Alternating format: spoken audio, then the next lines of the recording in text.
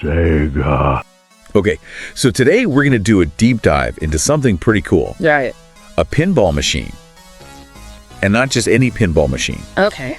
The SEGA Frankenstein Pinball machine. Interesting. We've been looking at the notes for a show called Retro Flippers. Okay. And basically using that as our source material to sort of take a closer look at why this particular pinball machine is so significant. All right. And really, I think it's interesting because it's a story not just about a game, but about a really key moment in pinball history, where you have like a corporate acquisition and then, the subsequent release of this really interesting design. Yeah, I can see that already. So yeah, like, SEGA, obviously this huge name in video games. Right. In the early 90s, decides to get into pinball. Right. They acquire another company, and then they release Frankenstein as one of their first machines. Yeah, and the backdrop to this is kind of interesting too, because, the pinball landscape of the mid-90s was a little bit shaky. Data East, which had been a big name in pinball since the late 80s, they were facing some pretty serious financial problems. Yeah. And, that kind of created an opportunity for SEGA, who was looking to, branch out and diversify a bit. They were already pretty big, weren't they? Oh, yeah. They were a powerhouse in video games, but they really wanted to have a presence in the broader entertainment market. So get a foot in the door of another market. Yeah, exactly. Oh, so walk me through this acquisition then. Sure. So in '94, SEGA went ahead and acquired Data East's pinball division. And they established SEGA Pinball Incorporated in Chicago. Okay. And what's interesting is they didn't just come in and completely clean house. Right. They kept a lot of the creative and technical team from Data East. Smart. Yeah, they wanted to, retain that institutional knowledge and those, relationships with suppliers. Yeah, that makes a lot of sense. Yeah. Especially if you're entering a new market. Yeah. You want to have the people who know what they're doing. Right. So essentially you're saying that they're bringing together SEGA's resources with Data East's experience. Exactly, and Frankenstein kind of embodies that. Yeah, released in '95. I mean, it was one of the first machines they put out. Yeah, and it's almost like the machine itself is this fusion of two different entities. Okay, so tell me more about what makes it this Frankensteinian fusion. Well, they took Data East's existing platform, particularly the DCS sound system. DCS? It's a digital compression system. Okay. And SEGA built upon that. Right. They improved the audio fidelity significantly. So they took what was already there and made it better. Exactly. Interesting. And visually, it's really striking. Yeah, it's got that big Frankenstein monster in the middle of it. Yeah, dominating the playfield, this big 3D Frankenstein figure. And it's not just a figure, it actually, moves. Yeah, it's got illuminating eyes, and there's a mechanism that animates it during gameplay. Okay, so you can really see SEGA's arcade background there. Oh, absolutely. They were known for their animatronics in arcade games, and it just brings this whole other level of dynamism to the pinball experience. Okay, so we've got this really cool visual element, something that was fairly new for pinball, I imagine. Very new. And it's already creating this kind of theatrical feel. Right, and the playfield layout itself reinforces that. Okay, how so? It's got a tri-level design. Oh, wow. Yeah, you've got Dr. Frankenstein's lab, the village, and the castle all interconnected with ramps and pathways. So you're really traveling through this world. It's a journey. Okay. And the artwork by Kevin O'Connor is fantastic. Yeah, it's classic monster movie imagery, Yeah. but done in this pinball aesthetic. Right, and he really captured the mood of that 1931 Universal film. The one with Boris Karloff. Exactly. Okay, so you've got all these elements, the visuals, the layout, the sounds. How does it all come together in terms of gameplay?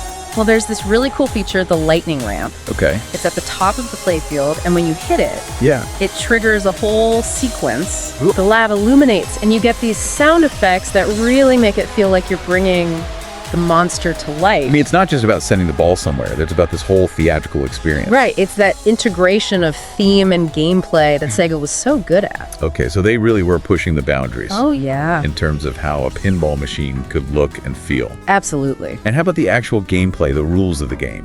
Well, it's described as having a nice balance. Okay. Accessible enough for beginners, but with enough depth to keep experienced players engaged. Yeah, that's a tough balance to strike. It is. Who designed the rules? Brian Morris. Okay. He had a history with Data East, but he designed these rules under SEGA's direction.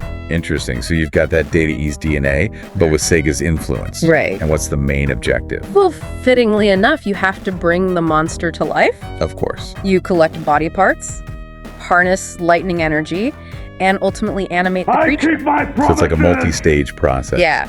And there's this great multi-ball mode called It's Alive. Multi-balls, that's where you have multiple balls in play at the same time, right? Exactly. It's a pinball staple. Yeah. And in Frankenstein, you can have up to 4 balls going at once. Wow. And it's accompanied by that classic Dr. Frankenstein scream. You know, it's alive. Yeah, exactly. That's awesome. And there's this other unique feature, the monster magnet. What? Yeah, there's a magnet hidden under the playfield. A magnet? Yeah, and it can randomly grab or divert the ball. Whoa, that sounds... Unpredictable. Yeah. But SEGA had used magnets in some of their arcade games before, so it was a natural progression for them. So it adds this element of chaos, which fits the theme perfectly. Right. You never know what the monster's gonna do. And even the user interface, the dot matrix display, was upgraded under SEGA. Yeah, they gave it smoother animations and more detailed graphics. Really? So Yeah. even the little things were improved. SEGA paid attention to detail. Now, let's talk about the audio, because I know you mentioned this earlier. Yeah, the audio is really a highlight. Okay. They took Data East's DCS system and just elevated it. Wow. Yeah, the soundtrack is incredible. What's it like? It's this mix of orchestral music and atmospheric sound effects. Okay. Very gothic, very scientific. Yeah. And the sound effects are synchronized with the gameplay. Oh, cool. So, like, when there's a lightning strike on the playfield, you hear thunder. Exactly. That's awesome. And they used professional voice actors. Oh. Yeah, including someone doing a Boris Karloff impersonation for the monster. No way. That's fantastic. Yeah, and the music changes intensity depending on what's happening in the game. So it's dynamic. Yeah, it's really immersive. Wow. And that was something that SEGA really pushed forward. They were known for that in their arcade games, right? Absolutely, creating these sensory-rich experiences. Yeah. So they brought that to pinball. So where does this machine, the SEGA Frankenstein, fit into pinball history? It's unique. Okay. It represents this moment of corporate and technological transition. Yeah, two companies coming together. Right. And it's also quite rare, isn't it? Yeah, only about 1,500 units were produced. So finding one in good condition is... A challenge. Yeah, and how much would one cost these days? Well, somewhere between 6,000 and 9,000 euros. For a good condition one.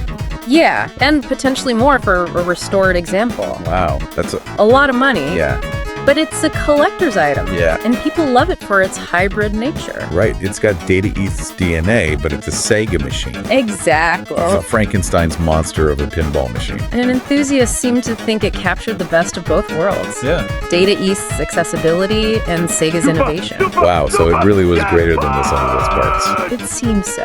All right, let's wrap up by talking about some of the cool details. Okay. The little things that make this machine stand out. Sure. So first of all, it had over 100 LEDs. Yeah, a lot of lights Yeah. for a dynamic light show.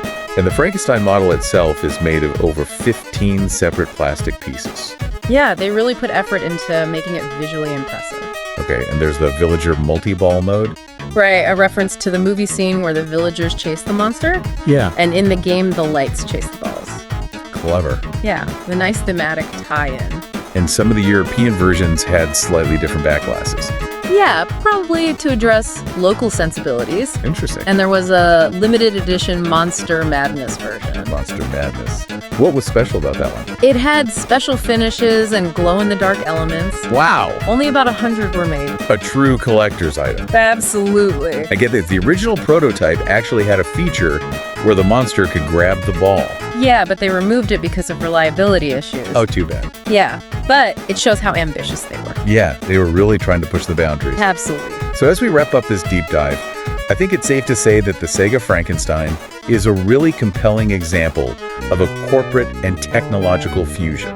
It's like the monster itself made from different parts. A perfect analogy. And if you ever see one of these machines out in the wild, Take a close look. yeah, Notice the Data East elements and the SEGA innovations. yeah. It's a fascinating piece of pinball history. It really makes you think about how mergers and acquisitions can lead to something truly unique, Yeah, sometimes you get something really special. something greater than the sum of its parts. Exactly. And that's true even in something as niche as pinball. Right? So the next time you play pinball, just take a moment to appreciate the history, Yeah. the companies, the designers, the technology. All the elements that come together to create this experience. Exactly. It's a fascinating world. It really is. And the SEGA Frankenstein is a perfect example of that. Okay. Thanks for joining me on this deep dive. My pleasure. I hope you learned something new. I know I did. All right. Until next time, happy flippin'. Happy flip.